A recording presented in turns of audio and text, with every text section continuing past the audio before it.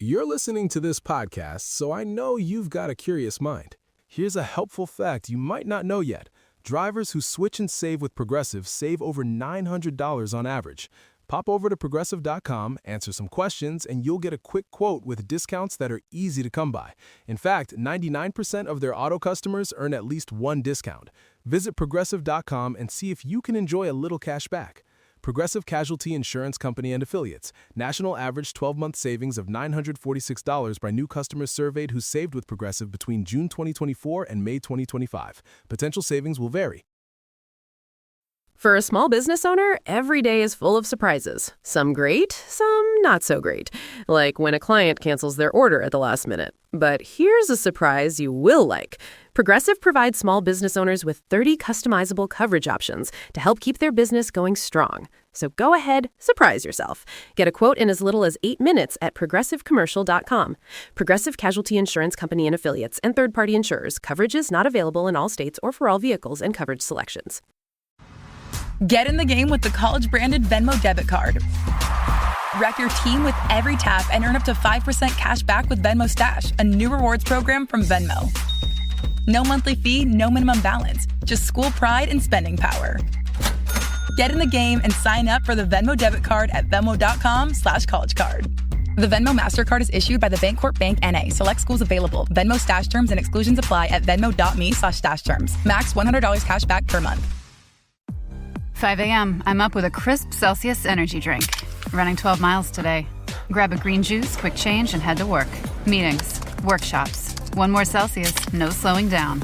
Working late, but obviously still meeting the girls for a little dancing.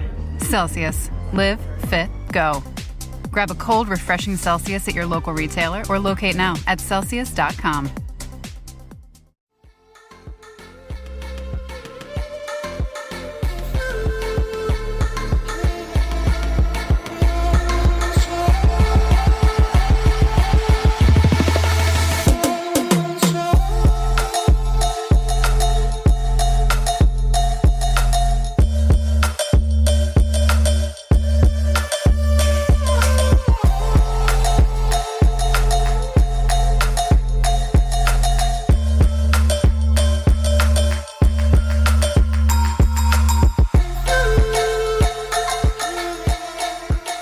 Hey guys, what's going on? It's me, your boy Anthony. I'm not gonna lie to you. I've been drinking because the Lightning stink.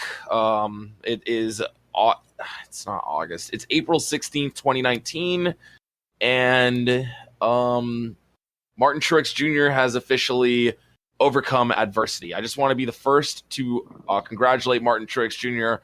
on overcoming an 80-race winless streak at short tracks. The adversity that he had to overcome is unbelievable. But I don't want to make anyone sad. Last short track until August. So. But is Richmond a short track? No, I think that we discussed this with Alex. Yeah, no. I'm joined today by my wonderful co-host, as always, Kevin Costello. Nolan can't be here. Nolan will be back. Don't worry, guys. If anyone's thinking, oh, Nolan's left the podcast, he's just busy this month. He went out to California this week, and he wasn't at the, Long Beach, was he?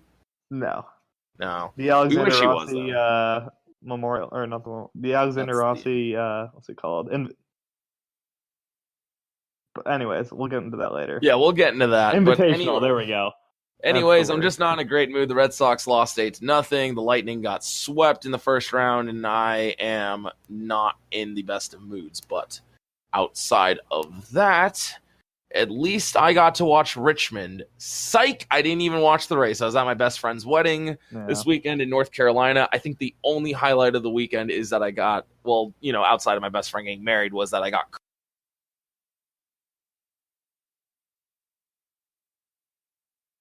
There we go. All right, so, hi, welcome back. We were recording, and unfortunately our recording bot may have messed up and may have not. We're not really sure. So if there's any 8 minutes of this that is missing from the recording, we were just kind of making a couple subtle jokes about where Nolan is and yada yada. Hopefully we're all good. We'll hope for the best here. Yeah, to recap what we said, congrats Martin Truex on getting that short track win. Coming over adversity. Race was pretty good at the end. Kyle Busch probably would have won if it not been for his speeding penalty and Eric Jones once again got screwed by his pit crew. Mm-hmm. But yeah, like overall the race, it was like we said, it was good. It wasn't, it's a typical Richmond race. I mean, we're not really expecting much out of Richmond. Like, I know you think it's not a short track, but I think it is. No, I was poking. Oh, it was Alex. It was Alex. Yeah, that's right. Like, as far as the short tracks go, it is the third most exciting short track. It still is a short track, and the racing is very unique. Yeah, and like you were saying, they were diving the cars into the corner, and it was very obvious. Yeah, like people say Richmond's a one-groove racetrack, which I did not see. Like they were literally changing lanes. Like Boyer and Logano, as they were catching Truex at the end, were swapping lanes because the whole clean air thing with the new package. Which I don't think it's been a one-lane track for years. No, but like they could move around and whatnot, and people were like, "Oh, you can't pass," and say, "Well, Logano got around Boyer and probably would have gotten around Truex if he was a little bit more aggressive." But it's not in the playoff times, so I don't know. Either way. So from Richmond, well, it's Cole Custer. Yes, so I didn't even know there was an Xfinity race until I got home on Monday, and I was watching replays, and I just didn't hear anything. I didn't get any Twitter updates. I stayed completely off Twitter as much as I could to avoid any spoilers, and I didn't even know there was an Xfinity race until I realized that Custer won. He won the 100,000 dash for cash, so it's been Custer so far. And who won Bristol's dash for cash? Bell. Okay, Bell. Oh my goodness. It's literally, if he ain't first or last, he's literally Ricky Bobby right now. Yeah, so I only got to watch the second half, so I think he got spun out or just spun out on his own. He got a little bit of damage. And the second to last run, he was down a set of tires. So he was on even tires, and he drove all the way from 20th to 3rd, and it was closing on the leaders, but then a caution came out. And he didn't have any fresh tires, so he got screwed on the last run and fell all the way back. So that's why he got a bad finish. But he ran better than it showed for. Yeah. But yeah, I'm ready. I know we said it after Auto Club, but Custard Cup has got to be a real talk within Stewart-Haas Racing.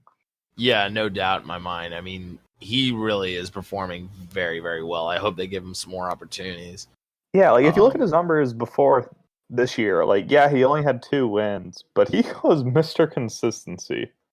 I think top 10, 90% of the races or something. Nah, maybe not that, but where he doesn't have issues, I don't think he'd finish outside the top 10 at all. Hardly. He's hard. He's in good equipment, don't get me wrong, but he's smart. He doesn't really make a lot of dumb mistakes. He reminds me a lot of Ryan Newman. He's super good in qualifying. Gets a lot of poles. Very hard to pass. Doesn't really have a neck, but that's so mean, but it's so true. He's kind of Ryan Newman 2.0. But is he good at qualifying? Ryan Newman's a great driver. Does he have an insane nickname like Ryan Newman did? General Custer is what I really hope sticks. A great nickname. Right? Me and my girlfriend were having an argument whether it's General Custer or Colonel Custer, and it goes by either, but the Wikipedia page says the first thing it says is Colonel, so I lost out on that bet. But it's a good nickname. No, it is solid. Yeah, and if he needs sponsorship, I'm sure the General car insurance would be I feel like that'd be a good fit. Yeah, get them over to Haas real quick. And, instead of Shaq being in the car with the General, it can be Custer. You remember that? Gregson just had a tough race. He just kept getting spun out. I'm surprised he didn't hit anything in that first spin, honestly. I think he was in the incident where Bell got spun out. He was, yeah. Bell hit him, and people on NASCAR.com were like, "Oh, what a save!" It's yeah, but he would have just eaten shit if it wasn't for him hitting Gregson. Let's be very honest here. Yeah. Ryan C got a top 5 though. Yes. Oh yeah. No, that's what I wanted to say. Shouts out Ryan C. Dude, just getting better and better. What if Ryan C wins a race this year? Dude, I don't. I'm here think for it. he'll win a race just because the competition level at the top. But what if the competition level at the top is also proven they can spin out at any moment? Exactly.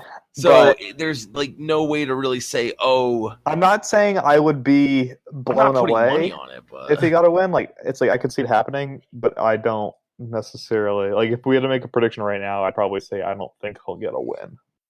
He might have a win before Brandon Jones. He's Brandon Jones is falling off a fucking cliff right now. He's 12th in points right now. It's very upsetting to me. It's been rough. He had I think an engine issue. I want to point out he has 4 top 10s and also only 4 lead lap finishes. So if he's finishing on the lead lap, you can guarantee a top 10. If he's not, he's fucked. So, and I'm pretty sure all of those top 10s came in the first 4 races. Yes, they did. He hasn't had any luck since. Sheesh. No, he wrecked at Vegas, didn't he? No, I'm pretty sure he got a top 5. Well, top 10. The internet tells no lies. He's like the Larson of the Xfinity series, sort of, decently strong. Yeah, he did wreck at Vegas. He finished 28th. He was Montana, and then 33rd at Texas, 14th at Bristol. I'm so upset still about that. The race we circled for him, couldn't even do it. He's completed 90% of the laps. I mean, not terrible at least. He had a good start to the season, but just fall off. Where was I? Ryan Sieg is 9th in points right now. Wow. And Michael Annett has just quietly been settling in 7th place, just kind of there. Like, he's got 5 top 10s. I think Michael Annett will make the round of 8. That's a bold prediction right there. Because he already has 5 playoff points. He's up there in points. He's been a lot consistent, very consistent this year with his new crew chief. So, yeah, he does have the 3rd most playoff points. That is a good point. I could see it. I mean, obviously, you got to look at I think there's. I'm not going to say this thing, but I think there's a large trio in the Xfinity series. We're not going to say it. The Grande Tres. The Grande Tres being Bell, Tres Grandes. Bell, Reddick, Custer, and then Reddick. Although he hasn't won yet, he's been there. Custer has the most top 5s out of anyone else in Xfinity, not named Kyle Busch, because I don't count his stats. But. Also, Allgaier's been coming on strong lately. I'm pretty sure. Yeah, Allgaier needs to just not get into trouble. I think he'll be fine. Yeah, and Cindric too. He ran 2nd, right? Cindric's 4th in points. Yeah. I mean, he isn't a Penske car, so it's not super surprising. But he's been getting better. He's the only other driver in the. Yeah, he's the only other driver in the top 5 points that's completed 2,000 miles. And who's the other one? Custer? Reddick. Reddick, okay. Bell, Custer, and Allgaier have only completed under 1950. So. Really? Where did Custer have?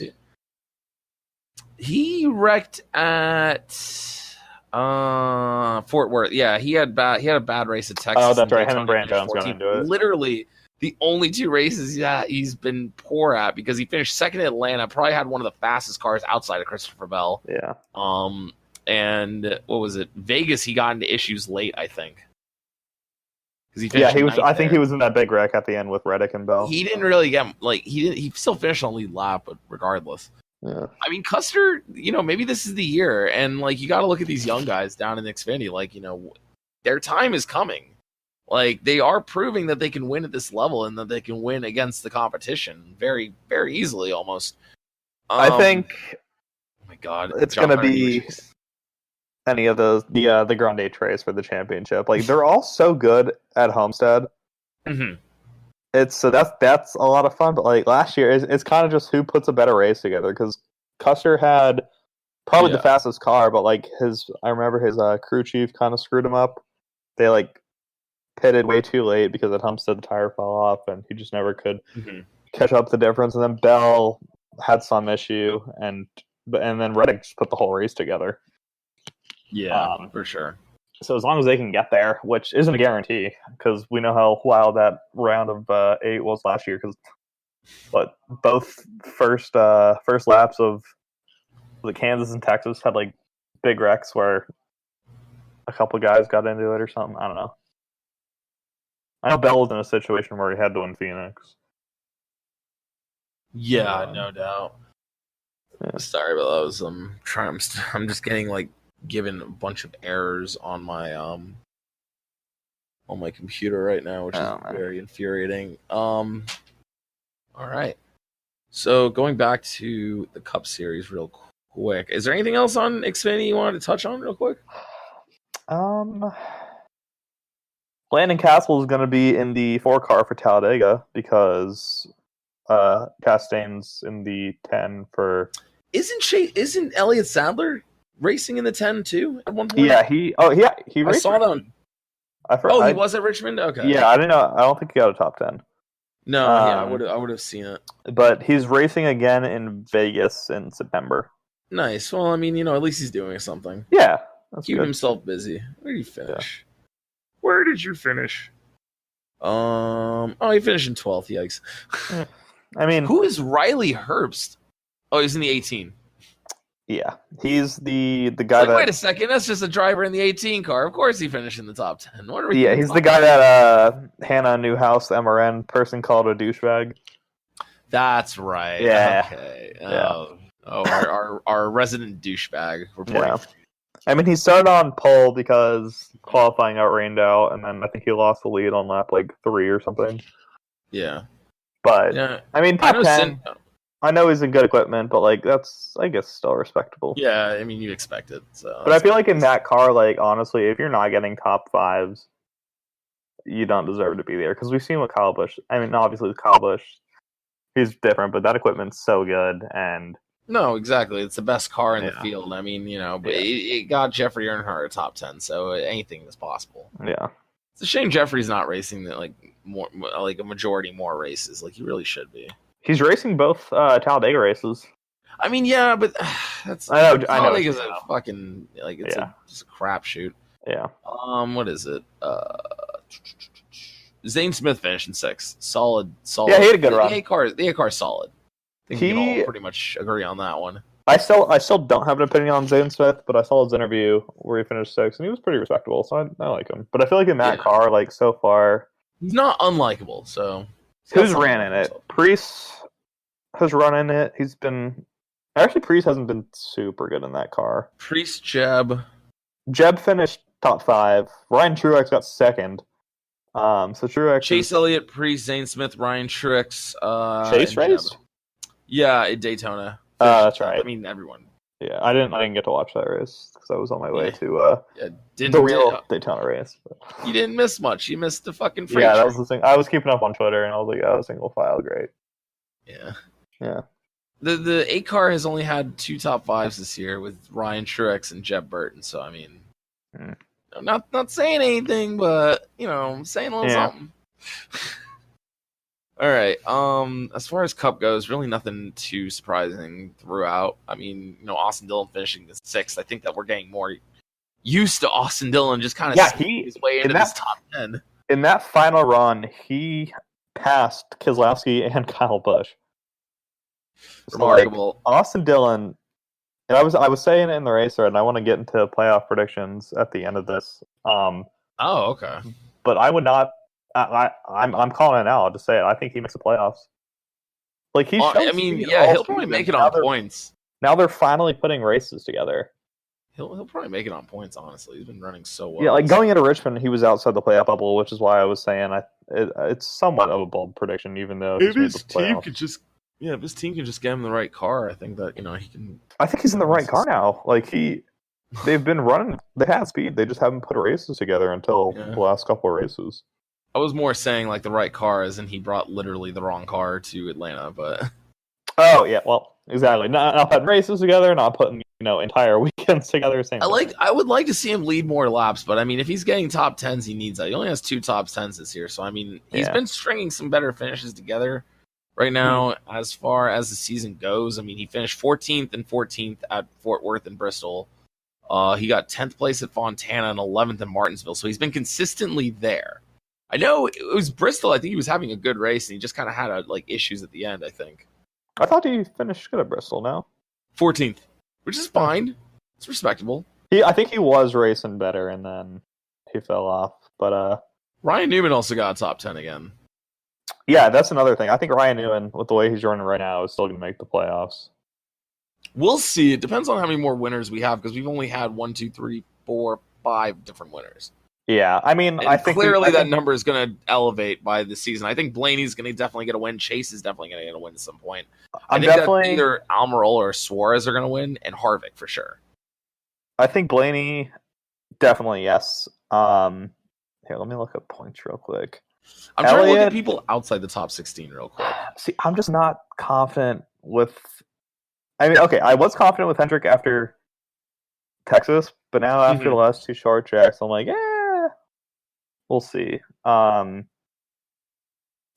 definitely. Stewart Haas, I know they haven't won yet, but they've been right there. Honestly, Boyer's had the fastest car like the last 3 weeks. Yeah, that's another thing. Boyer just constantly keeps getting into second place and just doesn't take advantage. I'm not saying that's anything against Boyer because it's tough enough to finish in second in this series. But I mean, he is just right there. I mean, he's like Truex a couple years ago in what year was that? 20. When did he win at Pocono? Was that 15? Who, Boyer? No, Truex. Truex 15. Yeah. 15. So I'm looking at Boyer like it's 2015 because like he's there, he's getting to the point, but he can't put the whole race together just yet. I think out of the Stewart Haas guys, definitely Harvick will win at some point. Harvick's like the shoo-in. I mean, at this point, I'd probably put Boyer over Almirola and Suarez, just because of the speed they've shown. Almirola, no doubt, definitely. Almirola was a little bit of a disappointment. I mean, he finished 23rd. Yikes. Yeesh. Yeah, I don't remember. Suarez was having a good run. I do want to point out that Suarez was having a good run. I don't know what happened at the end to him, but I think Suarez is definitely coming to his own with the 41. I think he's definitely like shown signs of improvement. He's definitely a tougher guy to pass on the track. Like he's not just moving out of the way for guys. It feels like he's actually putting up a fight. All right, I'm looking at the playoff. We'll just get into it now, just since we're on let's go. Let's dive into this real quick because I want to get to eating. So right now at the playoff bubble, we have Austin Dillon plus 3 or plus 4, Ryan Newman plus 4. Paul Menard's in the playoffs right now. Yeah, Paul Menard is above Eric Jones. Like, I mean, you look at the drivers outside of it. I think that's more surprising than the drivers inside of it. I mean, Jimmy Johnson is 13th. Jimmy Johnson has 4 top 10s this year. It's like people were talking about Jimmy's falling off. It's like, well, Jimmy's just transformed into a different driver right now. Yeah, I think Jimmy stays in on points. I think Almirola needs to be a little bit worried about his performance. No, I think Almirola will be fine. Maybe he'll still get in, but he needs to be concerned about how he's been performing of late. There's definitely a big cutoff between Almirola and Suarez right now. I mean, it's only 25 points, but like in terms of consistency, I feel like I'm just saying, because Almirola finished 37th and 23rd, like the last 2 races after having a string of 1, 2, 3, 4, 5, 6 straight top 10s. Exactly. He just needs to get back on track. But like right now, outside the playoffs, we have Eric Jones, who I fully expect to win at some point this season. I know you do. Kyle Larson, which I mean, if he can get this damn monkey off his back, I think the bye week is going to be a great thing for him. I know Talladega is not his best track, but like after that, he has Dover, which is pretty good for him. Kansas, so that's 2 good tracks right in a row for him. I think he'll get a win at some point. Even Stenhouse, like. Restrictor plate, Stenhouse is just, you never can count him out at Talladega, but you also can never count him out to like wreck the entire field. So exactly, and then I mean, always with him, you got Bristol, so it's like he can win. I'm thinking more Matt Benedetto at Talladega right now because I can see that too.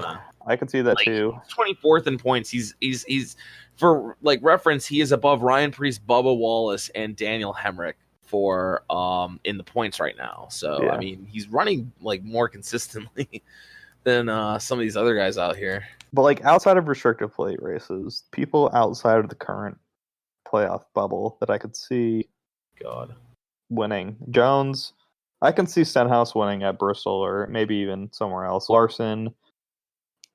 Byron's actually pretty good at road courses. Mm-hmm. I know he was only a rookie, but he did really good last year, and he's shown speed at track. So all they have to do is put one race together. Same with Bowman; like he's been decent, but all it really takes is one really good race and some luck. Then after that, like Ty Dillon, I don't see it. Buescher, DiBenedetto, Preece. So that leaves 21 rides that I think 21 drivers that I think could just straight up win a race in this series at any given Sunday or Saturday night. Pretty much leaving 6 guys out that just can't get it done. 6. Yeah. Who? I don't know who, but I'm just saying 17th, 18th, 19th, 20th, 21st. Like those guys just don't. That's like, 5. I thought you were. I thought you were 5. I'm sorry. I thought you were alluding to I was missing a driver, and I was like, who? No, my bad. I'm looking at the standings. You want to hear something crazy? Jamie McMurray still has more points than Cody Ware. Yeah. Cody Ware's run 6 races, and McMurray has run 198 miles. Yeah. Hate to see it. Well, I mean, who am I kidding? I fucking love Landon's it. above It's him. hilarious. I love Jamie Mack. Yeah. What, is he going to race at Talladega? Nah, he's done. Ugh. Yeah, Talladega though. I think we have a full field. Because I know Good. More carnage. Give it to me. Parker is running. He responded to one of my Twitter comments. He posted. I was like, "Hey, you're on Dega," and he's like, "Yeah, man." Brendan Gaughan's coming back. Of course he is. Yeah, why not? Is anyone surprised? Nope. The 62 car, I'm sure. Yeah, 62 car. Yeah, beard racing. Who else? Anyone in the 77 this week? So that's Quinn. Okay. 38 right there. Who else is an open car? Probably another. It would probably be the other Germain. Maybe. I think Premium might be bringing a second car. Okay. I know the 7 car of I think it's Sure, JJ. afford a third real quick. Anyways, I think we'll have a full field. Hopefully, that's just my. I as someone who likes back markers way too much, that'd be wonderful. And it is confirmed. I'm pretty sure Portnoy is going to be there. No, Portnoy is not going to be at this one. He's going to be at the fall one. Oh well, they're having a Barstool ticket package for this Of course one. they are, and I can't go. That's so cool. Whatever. Oh, fuck me, right? All right. I mean, for going back to the points real quick. I mean, okay, this is not the right. I don't see any of these drivers, obviously, outside of like Eric Jones and Stenhouse and Larson, really having the potential because I don't think Byron's taken that step. Bowman has no top 10 still. Wait, what? Bowman doesn't have a top 10. Sheesh. Yeah, no, this is starting to get concerning for me because Bowman has underperformed so badly this year and has no top 10s, and he's only finished on the lead lap 5 times. For reference, there's only one other driver with less. Oh, Ryan Blaney's only finished on the lead lap 4 times. That's insane. Oh my god, I just realized Larson doesn't have a single top 5. Sheesh. Yeah, no, these guys are extremely underperforming. And when you look at Kurt Busch, who is 7th in points right now, there is a huge discrepancy in some of these drivers, and it has to be concerning. I mean, Bowman might be on the hot seat. I think he's signed through 2020, but I feel like they'll have something in the works. Yeah, I can't imagine Hendrick is too pleased with Bowman's performance. I would love to see him perform well at Talladega. I think if anyone needs to have a good Talladega race, even more than Kyle Larson, it's Alex Bowman. Yeah, I agree. Larson has the capability to win other races. I don't think that Bowman does. If Bowman's making the playoffs, he has to start it at Dega. Yeah, so the next couple races we have is Talladega, which is obviously a wild card. I'm not going to really count performance on that. But then we have 3 tracks that really test the team, that what you'll see later in the playoffs and throughout the year. We got Dover, so it's great racetrack, multi-groove, especially when it's hot out. And then we got Kansas, and then we have Charlotte. So those are. Oh right. Yeah. So we'll see. I think after these next 4 races, I think Stenhouse stays. I don't know. I think Jones definitely moves up into the playoff window. Menard moves out. Larson's good for Dover and Kansas. Charlotte's kind of eh.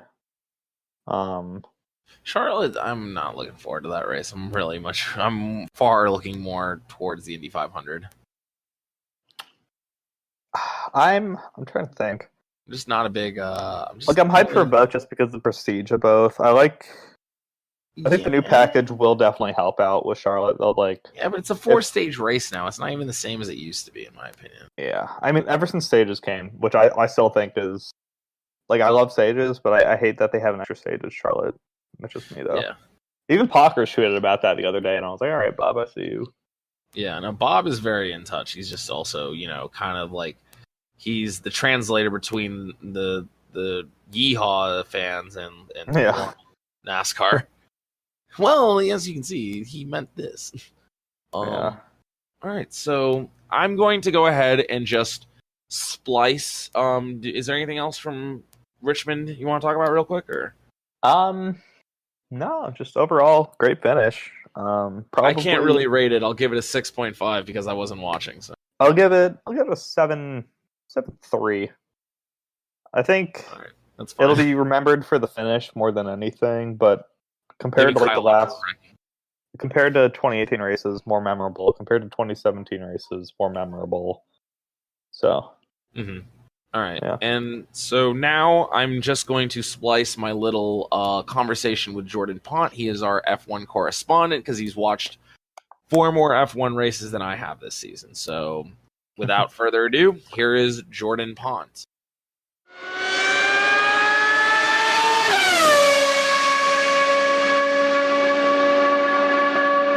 We now welcome on a special guest to the programming, our Formula 1 expert, Jordan Pont. Welcome to the podcast, my friend. Thank you so much. Pleasure to be here. Love to make some left turns and loud noises. Well, I mean, Formula 1 makes almost as many right turns as left turns, so it's more just kind of a zigzag and obscenely loud noises. Quick question, though. I mean, do you miss the screeching F1 cars, or are you happier with these, kind of timid-sounding ones? No, of course not. I want to go and I want to be deafened by the noise as it runs by. I'm going to Monster Jam later in this month, and I'm literally going just for the eardrum shattering noises. Dude, sick brag. Yeah. Jordan's a longtime friend of mine. We used to live together in college. We're been in communications. I found out recently this year that the man is a big F1 guy, so he's our F1 correspondent now. So it's just a pleasure to have you on. So let's get right into it. How did you enjoy the 1000th Formula 1 race, technically speaking, the 1000th? Because they like to mention about how they used to run the Indy 500 back in the day. Yeah, I was watching that. It's pretty funny. I have to say it was a pretty boring race. I mean, the fact that Mercedes just literally ran away with it, by before lap 20, they're just pulling away, and you're looking, going like, okay. I think biggest moment was that crash that took out both of the McLarens. I mean, that was the most fun I had during the whole race. I mean, the skies were gray. There wasn't a ton of really impressive overtaking. I will say, actually, let me correct that. Alexander Albon moving up the way he did, that was pretty wild. But in terms of the actual teams competing, Ferrari, Red Bull, and Mercedes is pretty boring. I also think Leclerc got absolutely screwed by Ferrari. Interesting. I was going to lead into that. You're going to lead into that. All right. Perfect. I don't think it's even interesting. I think they just screwed the man. I mean, Vettel was a little bit faster, following in behind. But that was with the DRS, and that's just to me that's crazy. You're gonna use team orders to push back somebody who's maintaining the lead, even though the guy behind him can't catch up. In the meantime, tires, and you're gonna have them swap out, and then you're gonna keep Charles on the lap for 3 extra laps. I mean, that cost him at the very least 4th place. Ferrari could have had a 3-4. Instead, you're letting Verstappen slip in, and I think that's just absolutely wild. Yeah, exactly. I thought that was a really wild decision for Ferrari to make team orders to push Leclerc back, because he was showing far better pace than Vettel was. But I mean, I think Leclerc, he had just kind of not an off, but just kind of a missed corner, and he lost so much time around lap 5. Yeah, no, no. Just all the oh my god, I'm sorry. You're good. Every time he just locked up on all the corners and lost so much time. It was 3-4 corners in a row. I was trying to think of the term. Locked up. Yeah, he was overdriving the car, and it really didn't help him. And I guess Ferrari was just we need to just get something moving right now. But I think they just gave up on him too quickly, and it showed. Leclerc was very, very upset over the radio. Well, but that's what I'm saying. You know, I think they screwed him. I think they went ahead and appease Vettel, and I think it's a foolish move. I think Leclerc is definitely the future of your organization. You know, he's been racing a lot better. You know, he's a young driver. Almost won the last race. If it weren't for the mechanical failure, you know, Leclerc would have already took a first position. You know, Vettel hasn't quite shown that this year. So I think I think they're definitely shooting themselves in the foot to appease somebody, and it cost them points in the long run. Mm-hmm. I can agree with that. All right. Let's see here. You were saying there weren't a lot of good overtakes. Verstappen and Vettel were having a pretty good race. Middle of that. There was he tried that overtake again on what was it? Turn 13, the hairpin coming towards the front stretch. You know what I'm talking about? Yeah, no, I know the one you're talking about. Yeah, he tried that again, and this year actually didn't spin anyone out. So that making improvements, making strides in his driving. I'm not saying the man's definitely not improved over the last couple of years, but I don't know. I just didn't have anything really wild where I was up in my seat screaming and cheering, going, "Look at that!" It was more of a wow. Mercedes just absolutely ran away with this. Let's see who's fighting for the scraps. Yeah, Bottas was putting up some pretty fast laps there in the middle, and then just Lewis ran away from him. So this is Lewis's his 75th victory or something. Man, I would have to look that up. I'm not even sure. I'm looking that up right now. This is why I keep Racing Reference up at all times. That was his 75th win. Wow. Wow, yeah. You got it right on the dot. Yeah, so since 2014, Lewis Hamilton has won double-digit races, except for 2017. That's absurd. Oh, it's why. Have you taken a look at the point standings? I think he's at 68 or 69 points. I'm looking at that right now. Pretty nice. I think with the exception of Valtteri, he's pretty far ahead of everybody else. Yep. You know, I think 68 to 62. Okay. No, I honestly think he's going to run away with this season if something doesn't change right now. You know, next race is Baku, right? I believe so. Yes. Yeah. So I mean, unless something really changes in Baku. By the way, sick track. Would love to go one day. If you're ever down to Solo, got to fly out.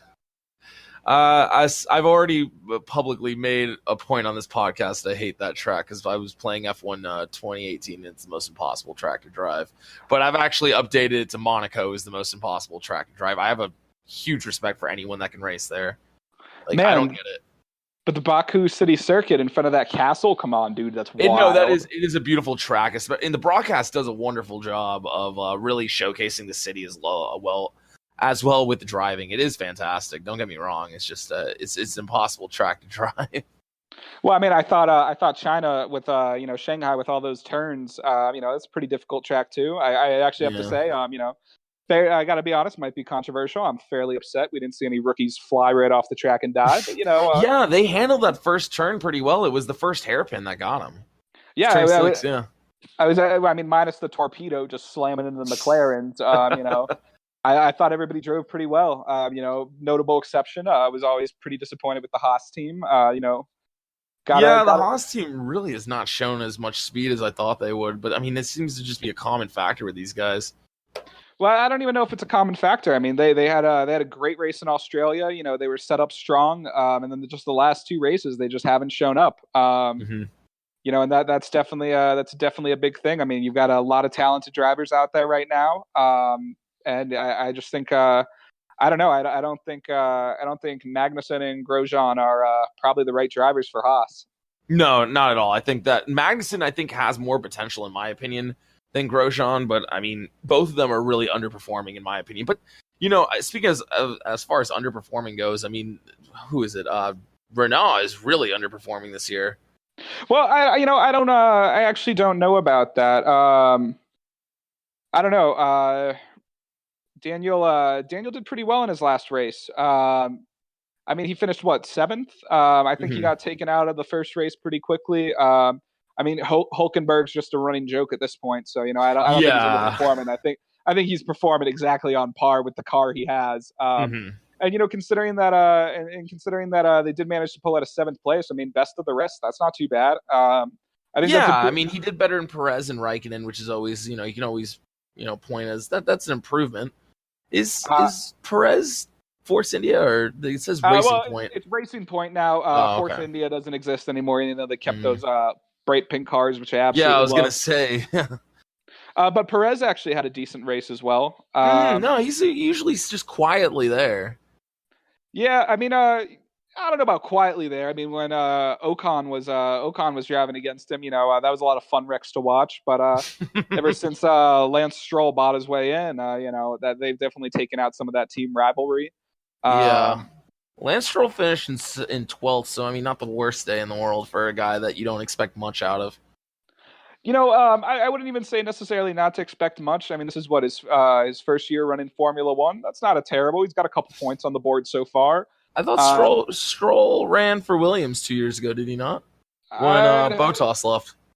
You know what? Let me double check. I might be wrong. I'm looking right now. Yeah, because I know that he ran for Williams for a minute. Yeah, this is not his first full year. He ran 2017 and 2018. 2017 he was Williams. Yeah, he moved over to Williams when Bottas moved to Mercedes. And that is exactly Bottas is finally really making the most out of that car, because I felt like he was underperforming huge his first 2 years. So I mean, he's got the win. He's right there with Hamilton, at least in points. I mean, he was faster than Hamilton in qualifying, so he shows speed. It's just, he's obviously not the world-class talent that Lewis is. And I think that's a shame. I think he's definitely overshadowed because he's definitely a quality driver. For sure, yeah. I just any think team would be grateful to have him. You're going up against what arguably. I mean, if he wins the championship this year, he ties Schumacher. So you're arguably up against one of the best drivers, if not the best driver of all time, provided he wins again. Mm-hmm. So I definitely think that's just unfortunate for him because he is a talent. But yeah. All right. So we got Baku next week. Are you gonna make any picks here? You got any ones to watch? Because I know Ferrari has that straight line speed, so I feel like that long straightaway at the end is like calling for Ferrari there.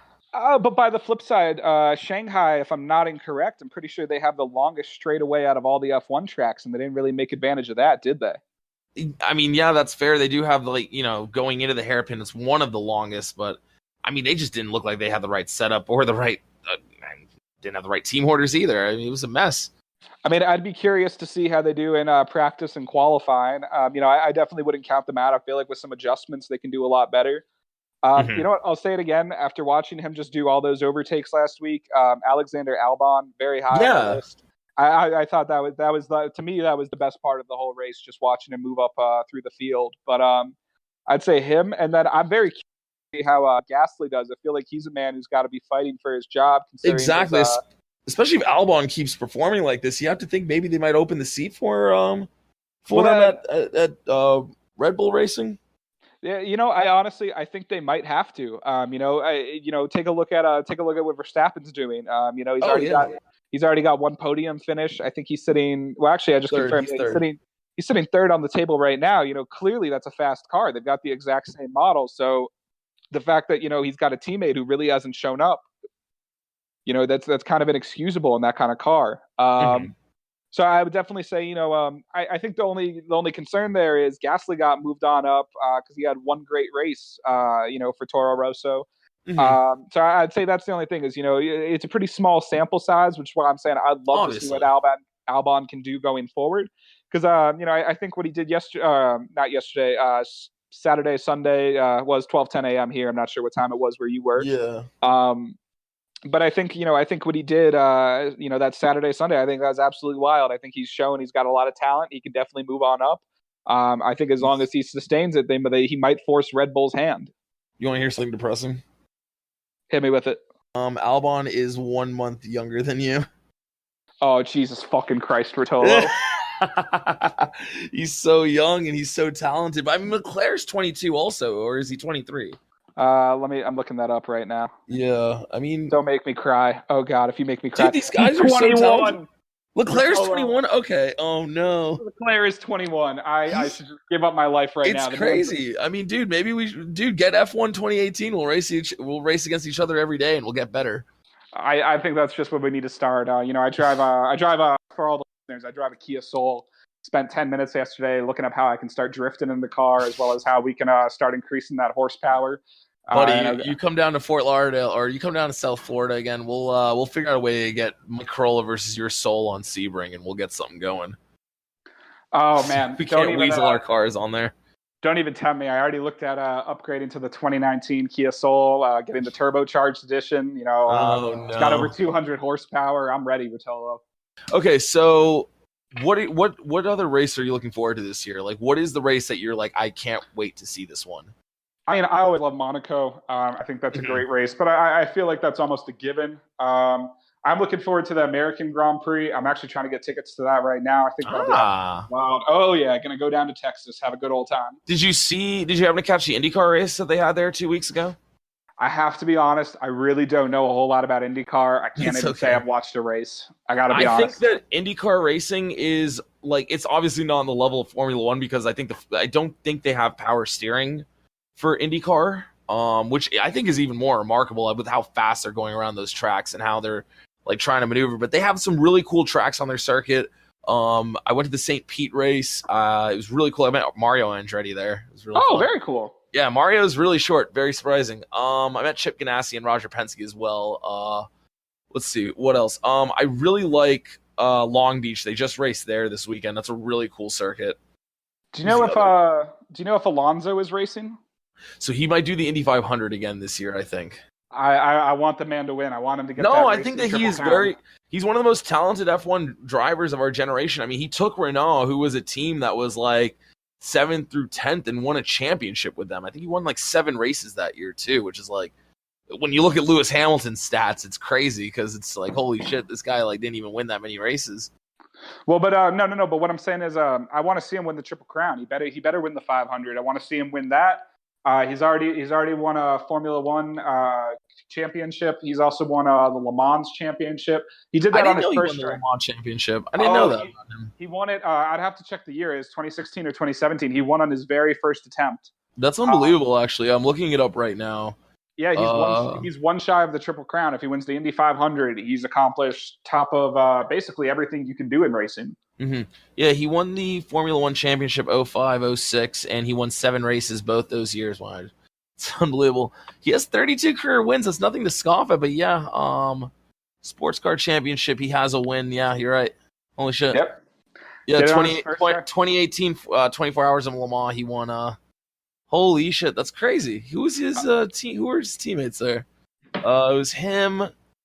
I'm not familiar with the other two, but I'm sure like they're like world class drivers. Oh, Mike Conway. Okay, I recognize that name. I can't even pretend to be familiar with that either. No, I was looking at him the other day and I saw it. I was like, that's wild. I mean, I'm familiar with a couple of, Pastor Maldonado. He raced. Who did he race for in Formula One? He raced. Was he Toro Rosso? I couldn't tell you. He was Lotus. He was Lotus. That's right. God, I missed those cars. Those were really nice looking cars, honestly. Yeah, he ran for Williams and he ran for Lotus when he did Formula One. I was like, why do I know Pastor Maldonado? Oh, Juan Pablo Montoya was at the 24 Hours of Le Mans. That's awesome. Huh. Yeah. No, I mean, dude, there's like so many big names that like do this shit. Like Sebastian Bourdais did it. Oh, he was one of the biggest what ifs in Formula One. I thought that he's one of the best drivers I've ever seen, like in my life, in my opinion. And he was in Toyota when Toyota was in Formula One with the same purple or pink cars that Force India pretty much ran. It looks almost identical. And he just got put into a raw deal. Like it was just like not a good car. He got taken out after a year and a half. And like he was like always the second driver, even though he had the most career wins in kart. And he'd only been racing in that series for 4 years.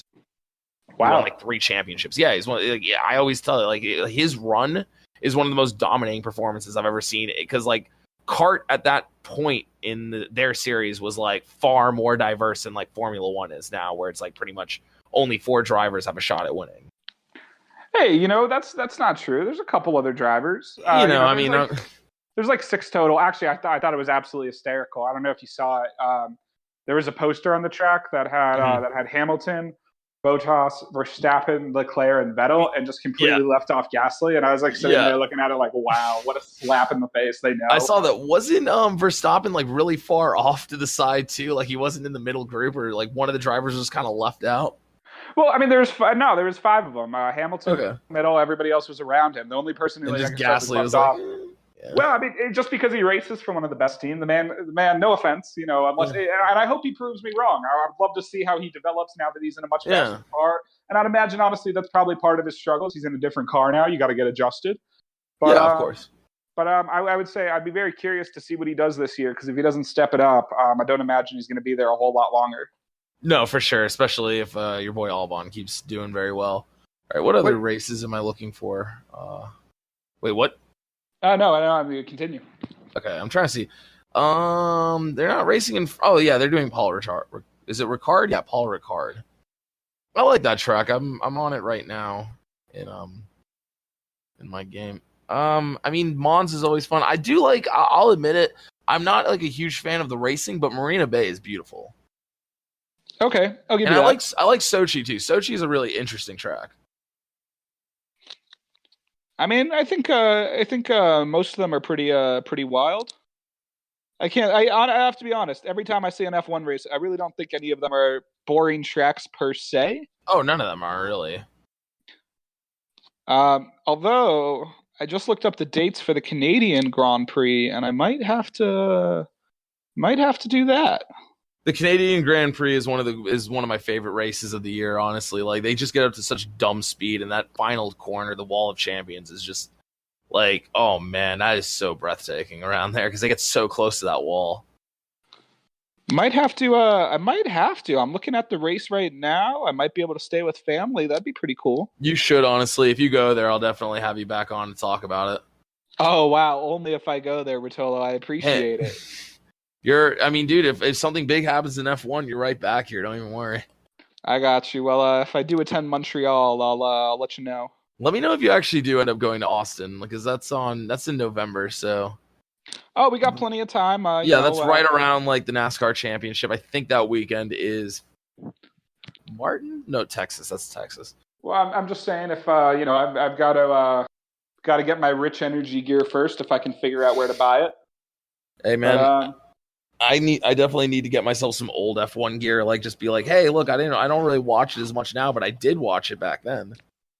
Wow, you're gonna do that? Yeah, I'll go with the nostalgia. I love it. Like, I have like a couple like old NASCAR shirts that I got, and I'm just like, yeah, sure, just hanging out with the old guys. Hey man, I've still got somewhere in my mom's house, I've still got the Dale Earnhardt bed sheets. Not the junior, the original, the Dale Earnhardt with the comforter, the checkered flag bed sheets. It's like one of the 5 drivers right now. Hey, I used to have Jeff Gordon.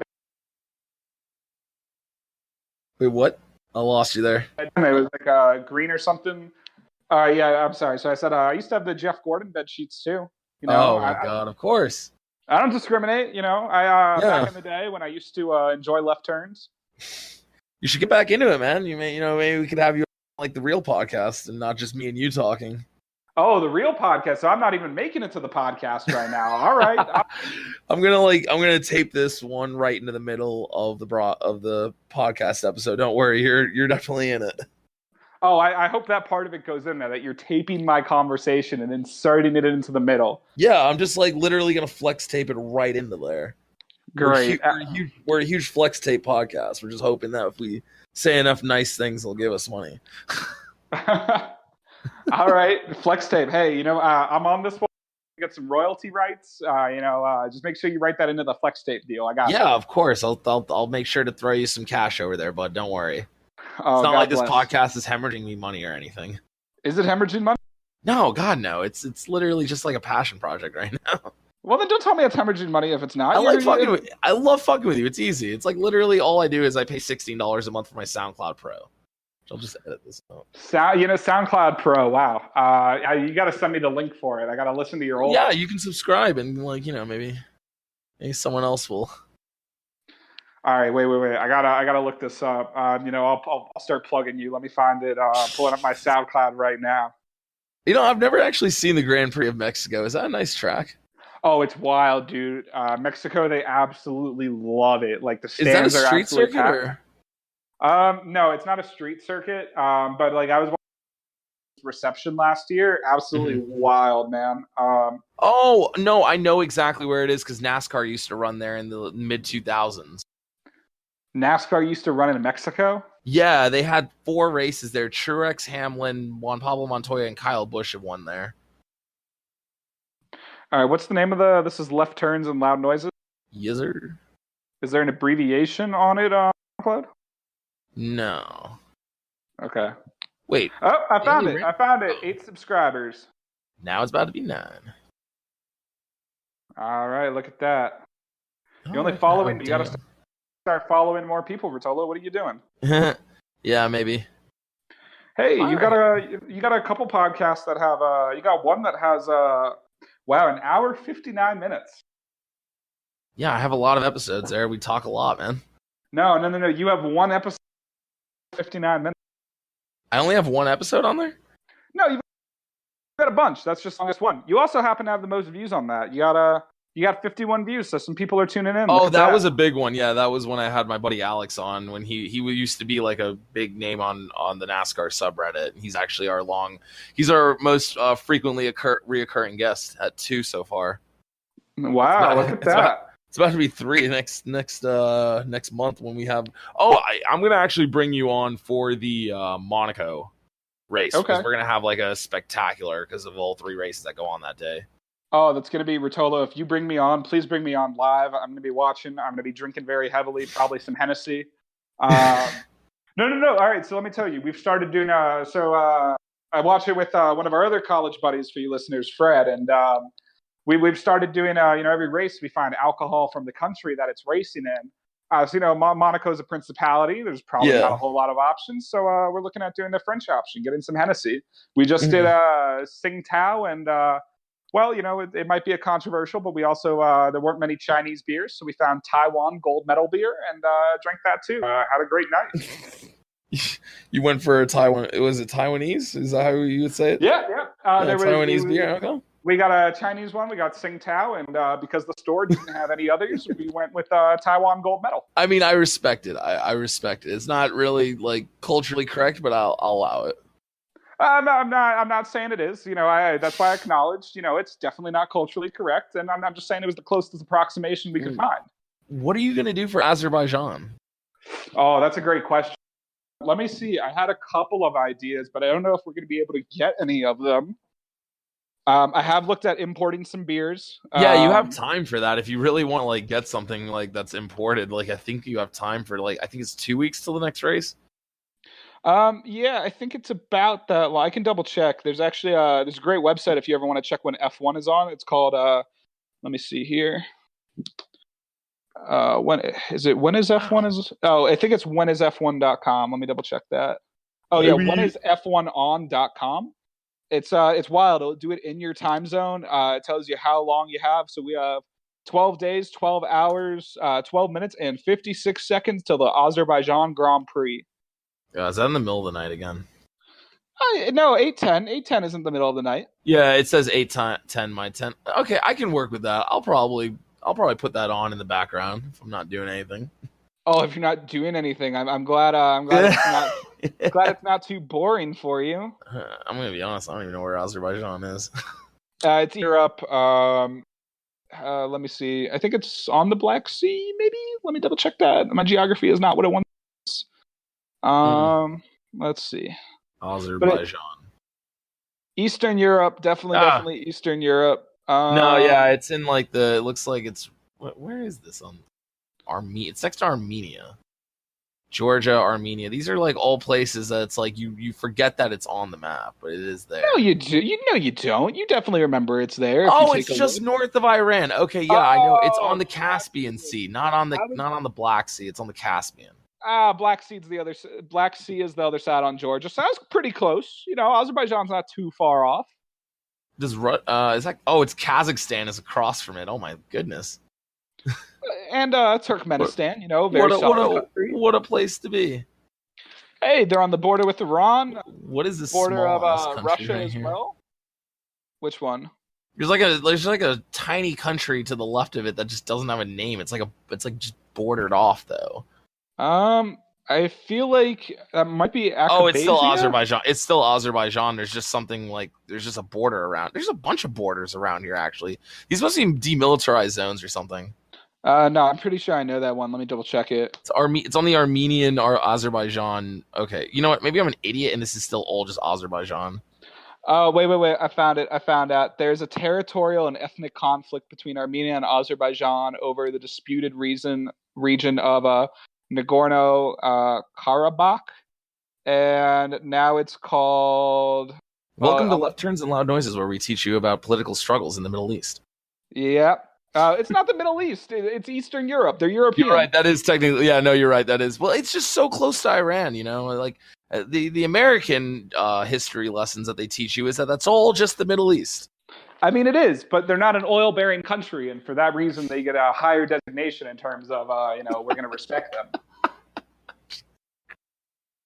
They might be oil-bearing. I assume we haven't invaded them or threatened them. So either that's they don't produce enough oil, or either they don't produce enough, or they're already friendly enough that we don't care. And I really couldn't tell you which it is. I mean, dude, whatever your imagination wants to let you know at this point. Whatever my imagination wants to let me know. Thank you. I appreciate it. I'll take that to work tomorrow. Oh, man, it's almost... All right, we're getting to around 8 o'clock. So I guess we can round this out. We're done a little bit of a geography lesson. So anything else on the Formula One season that you want to just glance over real quick? Or I think I'm okay. Bold prediction that Nico Hülkenberg is going to get his first win this year. That's my bold prediction. Wow, that is a bold prediction. That's my bold prediction. I'm saying Ricardo can come in seventh. I think Hülkenberg could pull off first. You know, I'm calling it right now. Hamilton's going to crash, take out the whole field, and he'll be the only one left. Do you think at any point then that Ricardo might win a race? No, I think I feel like we're going to get one podium finish from him this year. I think that's possible if he has a really strong showing. But beyond that, probably not. Just being honest. Yeah, I don't think he's going to win. It's so unfortunate. I really like Ricardo. He was one of my favorite drivers when he was at Red Bull, and it's just so disappointing now that he's just not the same. I think he's a fool. I think he should have stuck with Red Bull. I think for sure understood that if you want to beat Verstappen, you don't hop to a team that's doing worse. You show him up in the same car and exactly. It was a wild move, but I'm sure there was more about it that we haven't heard. So I mean, you seen that fat payday he's getting? Oh, for sure. I mean, dude, money talks and bullshit walks. Oh no, Rotolo. I'm talking like he's outstriping most drivers on the circuit right now for the amount they're paying him. It's absolutely wild. Christ, I mean, dude, they wanted the big name, and they just had like a new president or something of Renault because he was at the Chinese Grand Prix. I actually don't either remember new if they have president or new VP. I watched the grid walk just so I can get a little bit of intel on what's going on. I love the F1 broadcasts. Honestly, they are really well done. Wait, whose grid walk did you watch? The one on ESPN before the race started. Was that the one through Sky Sports with Ocon? Yeah, I think it was the one on Sky Sports. That was just I mentioned it actually before the podcast. Favorite moment. Mercedes boss Toto Wolff looking at Ocon going, "What are you doing here?" Oh, poor Ocon. You know what? That's going to be a bold prediction. Somebody's going to be in desperate need of Ocon, middle of the season, going to call him back. I think that man was given an absolutely raw deal. Mm-hmm. Should definitely be on the track, definitely deserving. No, there's a lot of drivers that definitely deserve it. Real quick, I mean, dude, shouts out, what's his name? It always escapes me. I have to look at Kubica, Robert Kubica. I mean, dude shouldn't even be driving right now, and like he's just at least able to be in a Formula One car. Obviously, he got fucked out of the Ferrari deal because of that horrible accident that happened to him when he was doing rally racing. But I'm just glad that he's here. You know what? I agree. I think he's driving for a Williams team. Mm-hmm. Williams team who's awful right now. I could double check on the standings, even though neither of them have any points, obviously. He has no points. I'm pretty sure George Russell's come ahead of him in the last couple of races. Russell finished 16th last week. Yeah, I know he finished last. I checked the others because I don't remember, when it gets down to Williams, it's basically like, who cares, LOL. But I didn't know that Gasly had fastest lap. I didn't even realize that. Yeah, yeah. So put him on a new set of with like 2 laps to go. That's right, yeah. So we get the extra point now for being the fastest. No, I love that. I honestly love that. It's really, really funny because like you'll have drivers in like that mid-pack, like, okay, let's go get fast lap. And even when they do that, like just like Australia, Bottas is like, all right, what's the fastest lap? Let me hit that real quick. Well, I think it needs to be done to make the sport more competitive. You know, as much as I agree. I think it's wonderful. Well, have you seen the new rule caps that ideally are going to come into play? No, I haven't. I'd have to double check the exact amount, but I think they're going to cap every team at like 125, 150 million dollars. They've got a bunch of changes coming through to try to make the sport more competitive. Because oh my fucking god! Like the cap space in the NFL is only $70 million, and in Formula One they're like, yeah, we're going to stop you at 150 million. That's insane. Well, let me. Oh my Those rules god. are absolutely goofy, but one of the big proponents I know is Williams, because they're like, hey, we can't really compete, we're too poor. No, I know, and they've been in the sport so fucking long. Oh, they're a huge. I don't want to see them pushed out. It's an absolute shame that what's happening. But let me. No, see. I actually wouldn't hate that. I've heard that with NASCAR, but the cream will still always rise to the top. Like no matter what they try and do. Well, that's what I'm saying. Okay, here I found the F1 proposals 2021. I think they're still on the table. They're talking about it. Let's take a quick look. Just can't remember everything off the top of my head. A bunch of editing tomorrow. It says the final number hasn't been decided on. Let's see. Well, I guess the final number. I know revenue sharing's changing, so people will earn more. Let's see. Engine. F1, oh my god, this is great. This is from Formula1.com. F1 believes the engine should be simpler, cheaper, and noisier. Yes, please noisier. Beautiful, please. I love it. I absolutely love it. If my ears are not bleeding, I don't really want to watch an F1 race. But it's interesting to me. So they're definitely gonna put in some cost caps. They're definitely looking at changing up the engines a bit. I mean, I think that's in general. I think that's going to be absolutely just great for the sport. Let me see if there's any others. F1 2021. Oh, there we go. Actually, this is a way more recent article than that one. Let's see. Biggest changes since ground effect. By the way, if you ever want to watch an absolutely wild video, I definitely recommend hopping off the F1 YouTube and watching through some of those history videos. Absolutely great. Oh, dude, I've watched so much F1 history. It's incredible just learning about like the safety innovations, how they used to race, just all like the different types of styles and shit. Like I love going through that. There's a couple good documentaries on what was it? I think Amazon Prime had a Williams documentary, and then there was another one. Oh, dude, Netflix. That was really good. Netflix has some great ones. There's a great Senna documentary on there. Oh yeah, that one came out years ago. I love that one. It's absolutely beautiful. There's a pretty good F1. There's a pretty good. I mean, obviously the F1 Netflix series right now is absolutely great. Well, no, but I'm really glad they're doing that because it's getting more fans into the sport. Like a lot more Americans are intrigued by Formula One because of that. I'm hoping that NASCAR can do something like that too. Let me say this. Okay. All right. So it looks like there's just a couple engine changes. I will say the cars. Go do yourself a favor. Look up the F1 2021 concept cars. They're absolutely disgusting. They look like literal spaceships. I absolutely love it. Still not as wild as Formula E, which I slowly want to start getting into. Formula E is just so difficult. It's just so difficult. But look at the cars, man. They look like oh my god, those 2021 models are fucking sex. Oh my god. That's what I'm saying. They look more like they look a lot more like the Formula E cars. You know, we're moving into the future. No, I love it, and it doesn't look like the front spoilers are as like complicated as they are now. Oh, no, it's not F1, but I want to tell you this, and this is something you're gonna look up. And so, listeners, I'm located in Denver. Rotolo, you're gonna fly out here for it. It's called the Pikes Peak Hill Climb. I'm aware of it. I've heard. Oh, okay. I've heard, dude. There used to be a racetrack up there. Yeah. Have you watched? They still race up. Have you watched any of the Crash compilations? No, I haven't. I guess I have something to do when I'm done here. Oh my god! Look up great ones. My favorite. One of the dudes goes flying off the side right near the top. Does a bunch of barrel rolls down the side. That car is absolutely mangled. He walks away from that car without a scratch. Is talking about it after. He goes to the safety team. Is like, these guys are the reasons I'm alive. They come back later on and they're like, you know what? The seat wasn't even bolted down right. Oh my god. Oh yeah, and he's like, yeah, the safety features, and they're like, yeah, no, you shouldn't be alive. No clue why you still are, but we're glad you are. Oh my god, that's insane, dude. Dude, some men just want to watch the world burn. I feel like. Hey man, I definitely Man, I want to go to the Isle of Man GP for the motorcycles. Mm-hmm. If you ever want to watch the world burn, that's the race to go watch. Yeah. They have an average of 2.5 deaths a year. It's crazy. Oh my god.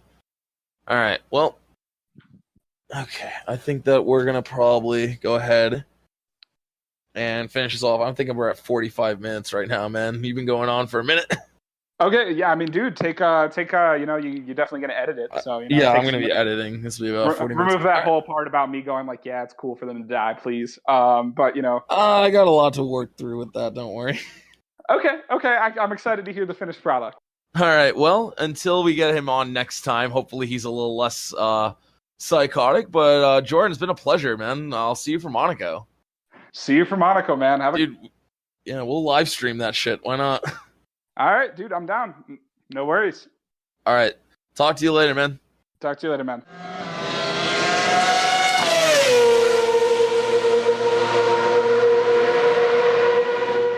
All right, wow, what an interview with Jordan Pont. Wow. Yeah, thanks, Jordan. That was pretty sweet. Yeah, thank you, Jordan. We love you. I definitely edited all the bad stuff out that you said, so if you want the unedited version, just hit up my DMs and I'll tell you exactly the fucked up shit that he said. Did you guys talk about IndyCar at all? No, we can totally talk about it. He doesn't watch IndyCar, That's which is weird. very sad. Like, I told him, like, you might like IndyCar. It's not the same, obviously, type of racing as F1, but I think it's really fun, and they run more street courses. And I will speaking say, of street courses, it was pretty similar racing this past weekend in terms where both races were, I'm not going to lie, just trash. yeah, I mean, Alexander Rossi is just a step above everyone else, and I like when Rossi wins far more than when Lewis Hamilton wins. Like, it's mostly because Alexander Rossi has less victories than Lewis Hamilton. I think that Lewis Hamilton is the greatest driver to ever step into a Formula One vehicle, but, How many wins does Hamilton have? 75. I actually guessed it No right way. on. I guessed it right on the number. Like, I was talking to Jordan, and I said, "What is that? Win number 75?" And I looked up, I'm like, "God damn, I was right." I didn't know he had that many. Dang. Yeah, no, dude, he's 4 away from Schumacher, or 6 away from Schumacher. How much Schumacher have? 81 or 79, I think. This up real quick, but yeah, I mean, Alexander Rossi dominated the race last year and just put on a fucking spanking again. Like, he's really on point right now. And he's got to be feeling, I think even more is like, he's got to be feeling confident going into the race, the Indy 500. Like, he's got to feel far more confident about that now. All right, Michael Schumacher's 91 wins. Oh, apologies, Michael Schumacher. I did not realize you had that many wins. Oh my God. And obviously, we're all thinking about Michael Schumacher in different ways because of the injury, but yeah. Holy shit. Maybe Lewis Hamilton just doesn't get up there and passes him real quick. Has Lewis said anything about, like, switching gears? Or I think he wants to get to 7 championships. No, that's his. I think he doesn't really care so much about wins as he cares about championships. Yeah. He is. How old are you, Lewis Hamilton? I think he's 34. 1985. So, yeah, he's 34 years old this year. Yeah. Why am I so good at guessing these things? I can't win the lottery or anything, but I can surely, I can surely tell you how old drivers are and how many wins they have. I think, I think he'll get there. Me and Jordan already discussed it. This is pretty much a Mercedes runaway at this point. If anything's going to happen, Bottas needs to start winning like next week at I think Baku, which I know you like Baku. I like Baku. As a person who's played a video game with Formula One cars, I don't like Baku, but as a fan, Baku is an incredible track. I like Baku because last year I got up at 9 to watch the race. I heard it was good last year, so I was in the lobby of the dorm room that I was in, and just so much crazy shit happened. I was like, holy shit, this is awesome. It should be a good race. I will try and wake up for that one because I have been enjoying at least. If the race isn't good, I can keep it on in the background and just be like, all right, well, at least I'm watching it. Yeah, but if it is good, I'm definitely like intrigued by it. Like, don't get me wrong. I mean, we already went over all our picks for that. And IndyCar right now is just wacky. Like, IndyCar's been very wacky this season. Because St. Pete, who won that? Newgarden, yes, sir. Newgarden. Felix finished in 10th again. He's just constantly there. He's no better, no worse. Where was the second IndyCar race at? It's Coda. That was Yeah, that's right. Herta won. Herta finishing last. Yeah, at I Long think Beach. he What hit happened? he hit the crashed. wall. He hit the wall. Fuck. Well, at least he has a win. He can always at least hold his head up that he's the youngest IndyCar winner of all time. So, yeah. But the last 3 IndyCar races. Joseph Newgarden, I think, is going to run away with this championship at this rate. So the last 3 IndyCar races, Will Power at Coda dominated the entire thing, but then he got screwed at the end.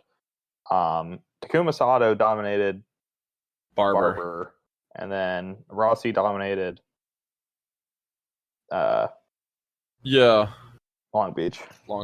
I mean, only 2 other drivers have more than 1 podium right now. Newgarden and it's Newgarden and Dixon.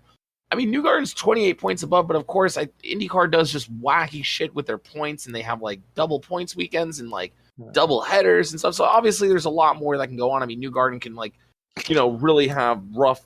Because I think the next race is the Indy GP. The Willpower Invitational. The Willpower Invitational. And then the Indy 500 is May 26th. I mean, we have a month before the next IndyCar race. I mean, we have no idea, obviously, what's going to happen there. But, yeah, I mean, going into things right now, man, Newgarden's got to feel good about this season.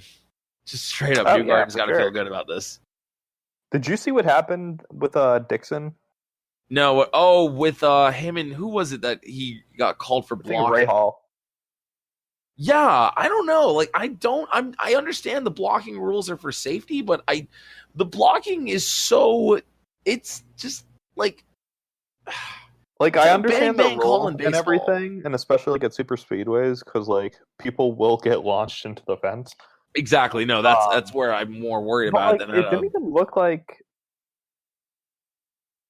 Nothing bad. It was a tough call, and IndyCar has to make those calls for safety reasons. But I understand why they're. I mean, I don't know, man. I mean, I get why they do it, but I don't like that a racing series punishes people for racing. No, that's fair. Yeah, no, exactly. I mean, I think it was Elio Castroneves lost a race because of blocking in 27 or 2007. And he got pissed off. It was at Nazareth, and he just Could you imagine if in NASCAR, if let's say Truex threw a block on Logano at the end, and they do something like that. They already have a stupid rule like that with the fucking with the locking bumpers, which I think is a stupid rule. Yeah, that's stupid, but that's not at least it's running up. Have you seen the 9-inch Talladega spoilers yet? Yes, it's glorious. Oh my God, ridiculous.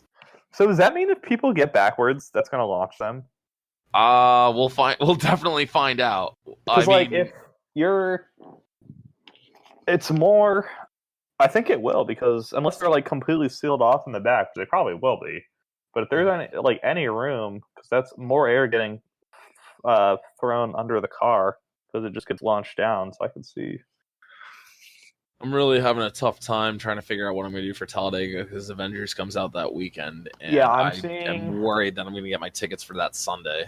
Dude, even I'm one of the biggest Marvel movie fans that I know. I'm well aware of this. I think, but I am not missing Talladega for Endgame. Well, you're seeing it on Thursday, right? Friday.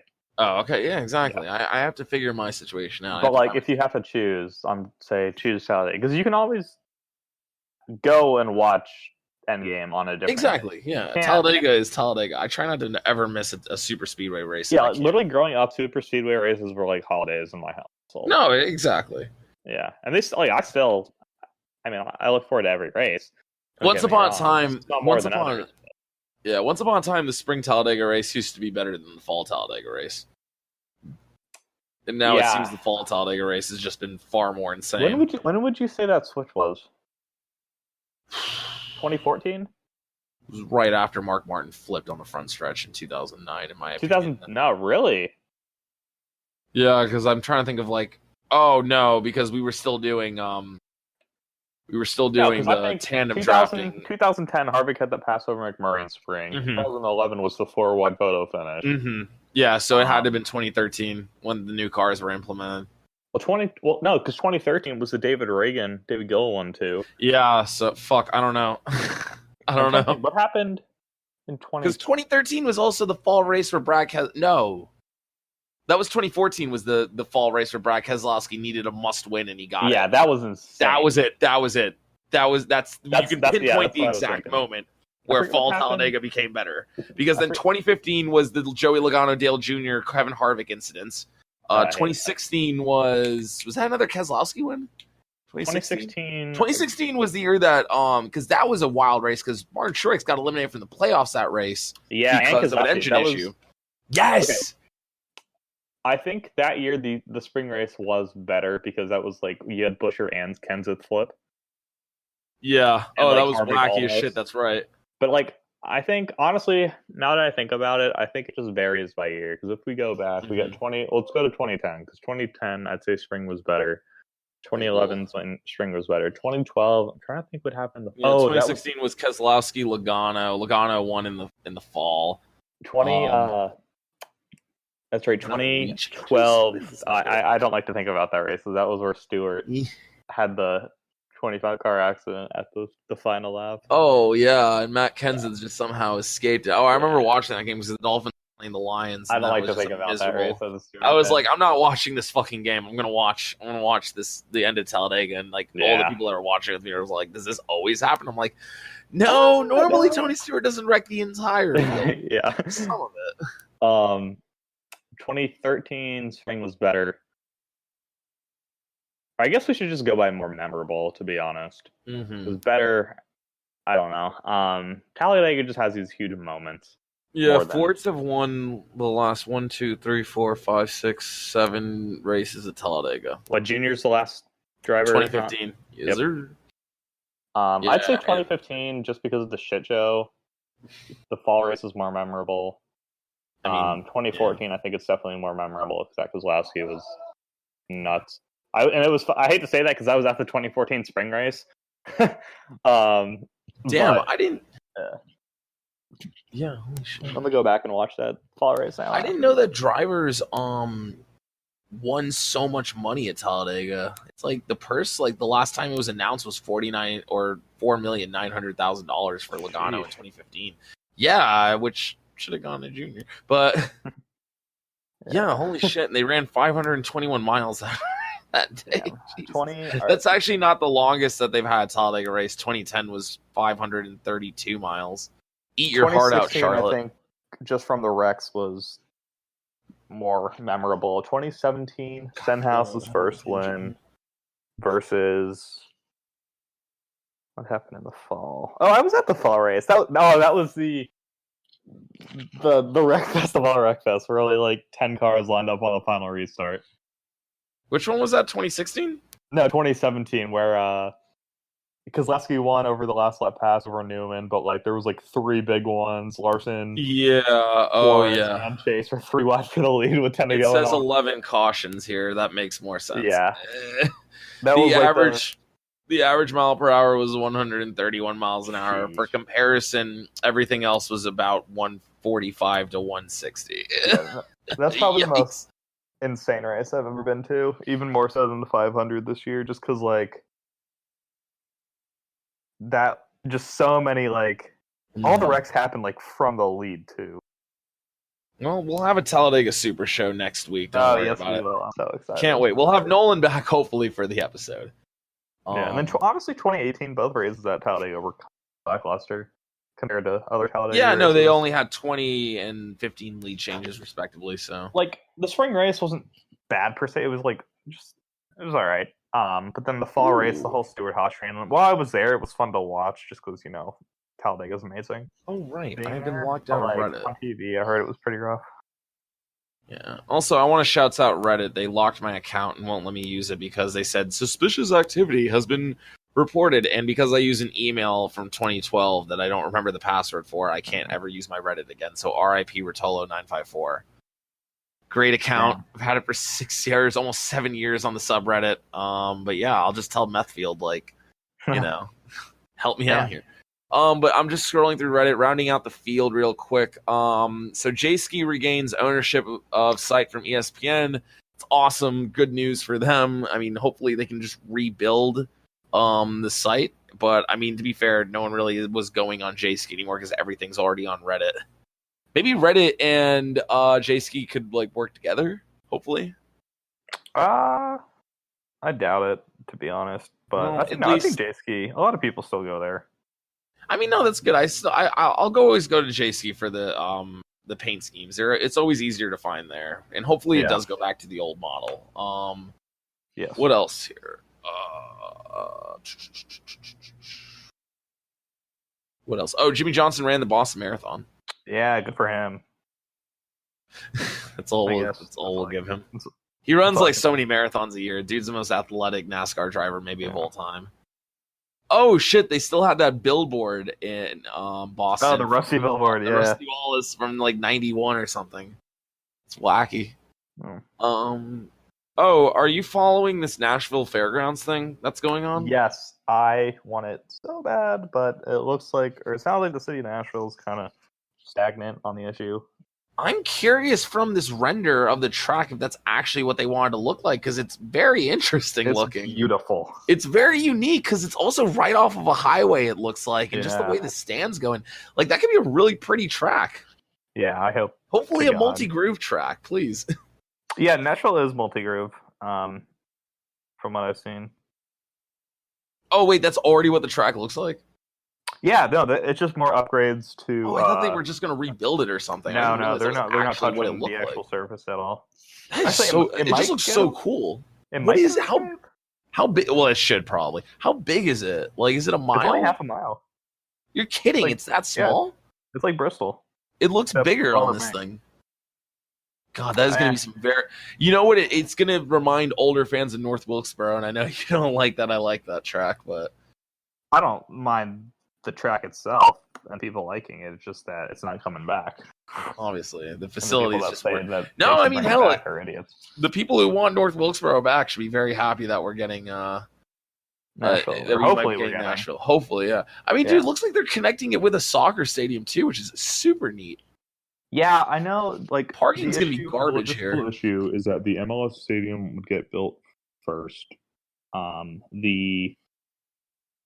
There's like apartments getting built on the other side. I can see that in the so that would have to rendering, get built, and then I think it's third in line. But like, I saw a pitch today. I guess SMI wants, I think it was 54 million for it, and some of it, or maybe all of it's from taxpayer. Which, ooh, no. I forget exactly, but I get not wanting to build like a new stadium, or especially like a racetrack, because it's like only a 2-year thing, because it doesn't bring that much into the local economy, because people are there. Like, you're not gonna get a fuck ton out of that from local. But races. The thing with the races is that people come from all over because it's such an event. It's not like, just a normal like Bucks game. It's like, people from Tampa Bay, people aren't going to fly down from. Yeah, I know for sure. Random places. Like, people do that for races. Yeah, I know for sure. And also, it's in Nashville. You could always just have a music festival there, and like exactly. Yeah, there's so much you can do with the facility. Nashville is such a musically like cultural town. Like, you can definitely have some concerts there or something. Yeah, I'm interested. I'm very intrigued by it. And I know the current owners of the stadium or of the racetrack aren't really the greatest. Like, apparently they missed rent. Yikes! Hate to see a while back, and there's some issues, but SMI is very dedicated to this project, it seems. So I'm hoping everything can work out. I don't think we'll get it from the progress I've been seeing. I don't think we'll get on the schedule for 2021, unfortunately. Or at least that's what it's looking like if I had to make a prediction. But beyond that, maybe. Yeah. All right. So we can probably dive more into that then when Nolan comes back. Yeah. What else is going on here this week? There was something else I saw on Reddit. Was there anything else that you saw this week or over the weekend? I'm trying to think. Not much. Final season is coming up for me. I have a big project due Monday that I'll be grinding on all week, and then I finals later that week. So that Talladega weekend is going to be just straight up racing Avengers homework. Yeah, you don't watch Game of Thrones, do you? No, I don't. That's a real shame. Game of Thrones is fantastic. Yeah, I'll probably watch it one day. Martin Truex Jr. is out assaulting people's wives. He accidentally hit someone with his champagne bottle cork. I saw that. That is a hell of a flex. Yeah. Oh my goodness. Yeah, that was a funny. Well, I'm glad he got the monkey off his back finally. So now we can one less thing that Rick Allen can scream about. Yeah, I saw in the post race thread someone was like, "Well, the fuck is Rick Allen going to talk about now?" That's true. I don't know, man. I mean, I'm sure Sherry it'll give him something to talk about. Yeah. All right. I mean, There was an ARCA race. Did you watch it? No, I didn't even know there was an ARCA race. Well, let's just spoil this for everyone who's listening. All right. It was Michael Self. Oh, okay. He won again. Wait a second. He's got like 2 wins this year. How dare he? Where was the race at? Oh, No, I'm trying. It's Salem in Illinois. okay. Okay, clearly I'm drunk. Salem, Illinois. But it's called the Kentuckiana Ford Dealers. Oh, it's Kentucky and Indiana combined into one word. Okay, I was like, what the fuck is that supposed Makes to sense. be? Yep. Well, yeah, I went to an elementary school called Florinata, which is Florida and Canada combined, which makes far less sense. Yeah. Oh, he runs the Sinclair oil car, which looks like the Dynaco car. Yeah, green Danico. Dope. And our girl. Wait, what? Am I reading this right? There's a Tim Richmond that ran this weekend. Did the ghost of Tim Richmond return? That's awesome. He was born in 1998. He literally probably has no relation to the actual Tim Richmond. Well, probably not. But dude, fuck. Let's get this guy a spot in Cup right now. His name is Tim Richmond, for God's sakes. That's amazing. He's 20 years old. He's only run 2 races this year. He's 15th in points. Fuck. I'm trying to see if our girl even ran this race. It doesn't look like Decker ran. All right, I got to read out this tweet that the Lightning just sent. Ooh. We closed it out. They tweet Please. out, "We don't have any words, and we know you don't want to hear them. We understand your anger, your frustration, your sadness. Everything you're feeling, we get it. This isn't the ending we imagined, and certainly not the one we wanted. Thank you for being there the entire way." Holy crap. What's the first response? Because that's usually the best. Let me look it up. I saw a screenshot on Insta. Is it go fuck yourselves? You Probably. bums. Lightning. Twitter. Only 5 cars finished on the lead lap here. Fuck. Let's see. First response. Shit. Here we go again. Nice. Oh shit. I'm cooked. That's too funny. All right. Oh, and Ty Gibbs ran this race, by the way. How'd he do? 6th place finish ahead of Harrison Burton. All right. Yeah. And Coy Gibbs was his crew chief, or his owner, so. Pretty neat. All right. Well, that's all we got for this week. I will hopefully see you guys on Friday. Hopefully with a full. Pardon me, my heartburn's acting up. With a full squad here. But until then, I have been Anthony. And I have been Kevin. We'll see you guys next week. Thanks, guys. Bye. When I was just a boy, we'll call it 15 or so, I found myself annoyed by a syndrome of sorts in my bones. That girl who's next to me, right next to oh God. She found herself bored to tears. She realized if she wanted conversation, she's out of luck for 3 more years.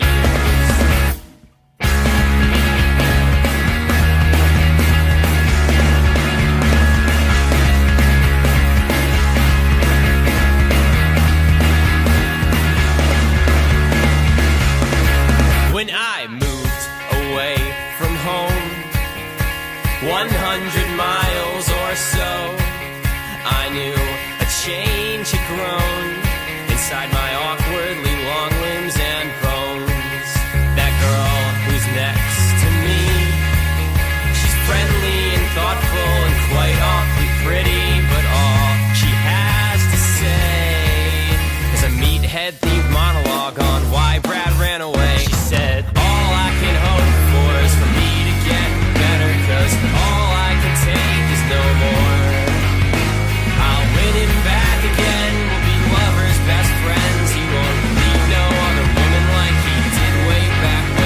'cause with me, he needed more than me. I'm friendly and thoughtful and quite awfully pretty, but he needed more than me.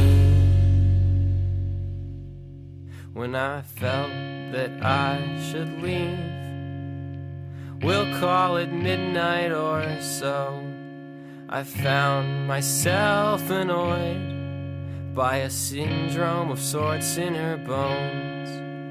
That girl who's next to me, she don't know her worth in this town, 'cause her face starts to shine when that meathead behind me is grinning as he's checking her out.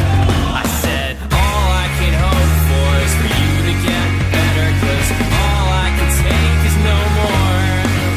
So I'll hide where I can, away from you and your friends, leaking tears over beers once again. Leaking tears over beers once again. You're leaking tears over beers once again.